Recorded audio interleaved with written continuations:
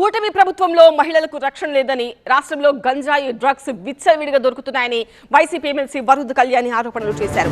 Sugali Preet case ఏం చేశారని, MLA అరవ శ్రీధర్పై ఏం చర్యలు తీసుకున్నారని ప్రభుత్వాన్ని ప్రశ్నించారు. మహిళల రక్షణలో విఫలమైన సీఎం చంద్రబాబుకు మహిళా దినోత్సవ వేడుకల్లో పాల్గొనే అర్హత లేదన్నారు వరుద్ కళ్యాణి. రోజుకి 3-4 మంది మహిళల మీద హత్యలు, అత్యాచారాలు జరుగుతున్నాయి. మరి మహిళలకి రక్షణకి మీరేమి పాటుపడ్డారు? గతంలో ఉన్న దేశా వ్యవస్థని గాలి కొదిలేసిన పరిస్థితి చూసాం.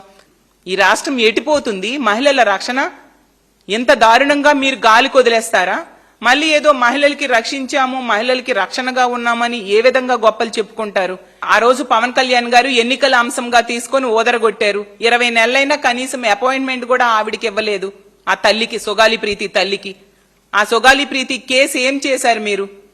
ఆ అరవ శ్రీధర్ అనే వ్యక్తి బాధితురాలు గురించి మనం అన్ని మీడియాల్లో చూడడం జరిగింది. ఈ రోజు కూడా అతనికి అరెస్ట్ చేయలేదు.